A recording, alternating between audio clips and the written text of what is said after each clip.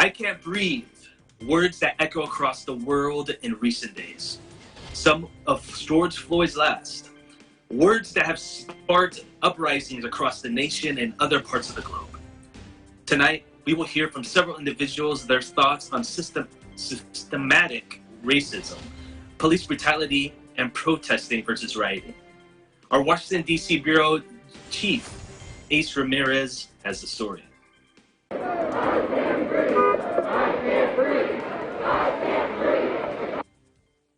I can't breathe. These words, uttered by George Floyd while a police officer was kneeling on his neck, are causing the mayhem all over the U.S. Riots and protests from Minneapolis to L.A., from Vegas to D.C. In Washington, D.C., both public and private properties have been defaced and set ablaze. More than a dozen rioters have been arrested. A curfew has been imposed. Yet chaos still continues. We asked some individuals, from students to people of authority, their reactions to the ongoing situation happening across the nation.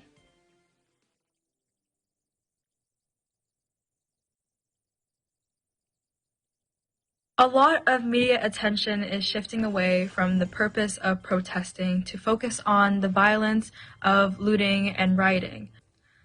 I understand the anger many folks are feeling. As Dr. Martin Luther King Jr. once said in 1967, "A riot is the language of the unheard." In every George Floyd, I see myself and I see my father. I fear for my life and my father's life, but rioting and looting is not the appropriate path to achieve what the community wants. Rioting and looting is disgusting and a coward's response to this growing issue. Riots are not justified. Once you riot, the message gets lost and no one is willing to listen to your message if it is emphasized by violence. A riot is a violent disturbance of the peace by a crowd, while a protest is a public expression of objection, disapproval, or dissent towards an idea or course of action. I believe that the riots are not justifiable because of the violence that stems from it. Protests can be peaceful and can take through many ways, such as individual statements and mass demonstrations. I think that riots are justifiable to a certain extent. I don't think that they are justifiable when people use it to take advantage and steal things or to make other peaceful protesters look bad. I do, however, think it is justifiable to a certain extent when they simply try to convey the message that material things can be replaced but lives cannot. On the riots are totally unnecessary. I know some people feel outraged and they want their feelings known, feel that people aren't listening to them. But to become destructive in nature and burn police stations and police cars and ruin the livelihoods of small business people is uncalled for. But you also are hurting other black families. So all those business owners are not white owners. They are Latino, they are Asian, and there are black businesses. And in this time we have of economic unrest due to COVID-19, it has caused the financial setback of even more families. So I disagree with the riots, and there's many other ways to have dialogue and get your point across to express your feelings. I do understand some of the people and why they are protesting, but the other half that are looting and rioting and just looking at it as an excuse to steal, I'm not with you. And I totally disagree with what you're doing.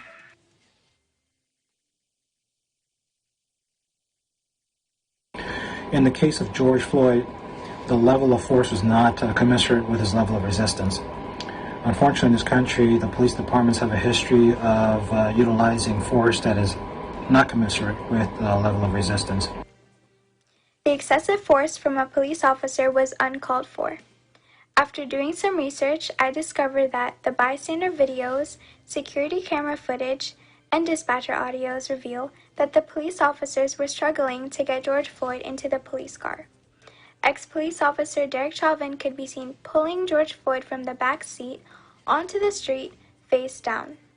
Then 3 police officers were applying pressure to his neck, torso, and legs.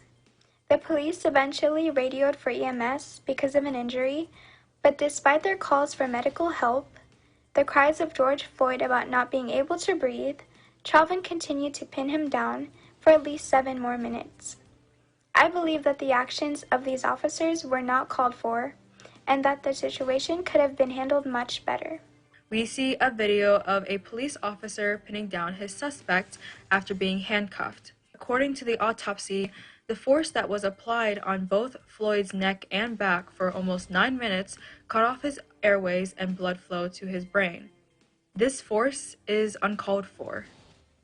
It was uncalled for, and drawing on my experience as a former police officer, former defensive tactics instructor, that position that you saw him in, the police officer, is part of it's a technique to control a suspect.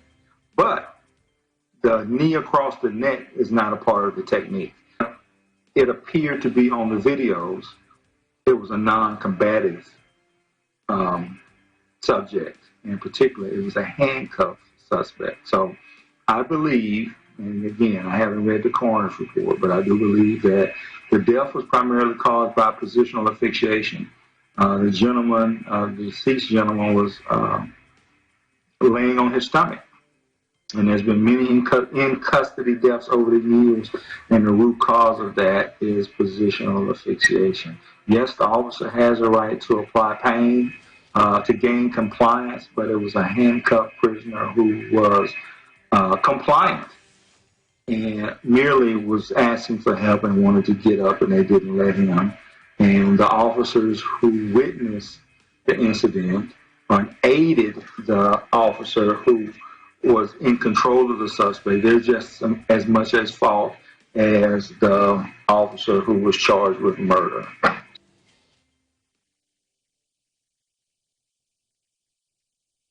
I myself would personally join these protests, not only to show that my age and people my age can impact the world and change the world, but also because I aim to achieve a better educated and more respectful world where people have human decency toward each other, not only for generations after me, but for my current generation. Rioting, no. Protesting peacefully, yes. Peaceful protests allow you and your group to get the message across to those who are sympathetic to your cause. And by them being sympathetic to your cause, it may implore them to contact their elected officials in order for them to further your agenda by means of passing legislation. Personally, I wouldn't join these protests, but there are other ways to show support. For example, donating, signing petitions, and spreading awareness. I believe that an important thing for everyone to do right now is to educate ourselves and continue to show support for everyone in our community.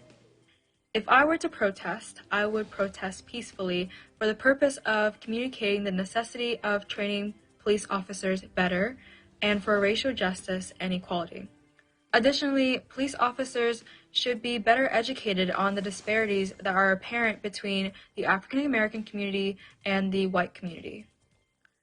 During this time of tension, agitation, and confusion, I see that it is best not to protest, especially because the United States is still undergoing a pandemic that should continue to be actively monitored to prevent a second wave. However, I have found a new way to protest on my own, not only on this incident, but for racial injustice and economic disparities that are traced back to the last 400 years. That is to educate myself on social issues and immerse myself in my studies.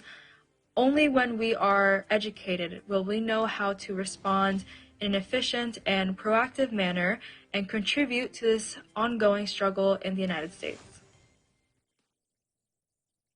Would I personally join a protest? No. Because again, I believe they're counterproductive. And with the COVID-19 virus running rampant throughout the country, the protesters or rioters or looters are putting themselves at risk even more their families and everybody else involved, because there's no social distancing in a riot. So again, as a black man in America, I definitely feel the pain of the family. I feel the pain of all the families of the other black males that have been killed in police custody. But this particular situation did not have to happen. The rioting is counterproductive. There's always going to be a few bad apples, but let me say that out of all the men and women that I have served in various police departments, both been associated with both locally, state and federally, 90%, 99% of the men and women in the law enforcement community are doing their job, and they're doing it at a high level. And with the rioting, being a black American, rioting causes the rest of the world to look at us as to, why are they doing that? And I don't want that image to be played over and over around the world, because we can solve our problems through discussion, through dialogue, and trying to sit down and work together. There's nothing we can do to bring back a life, but I hope we can develop some positive things and have a positive impact as we move forward. Imagine your child having a panic or asthma attack saying, "I can't breathe." Or your coworker complaining under a face mask, saying, "I can't breathe." These are words that shouldn't be taken lightly, especially at a time of duress. To a medical professional, these words call for a quick assessment of the patient's condition. To a firefighter inside a burning building, these may mean life or death. To George Floyd, it caused the latter. The same effect for Washington, D.C. at the moment. The district can't breathe. From Gaithersburg, Maryland, Ace Ramirez, 1 with 25.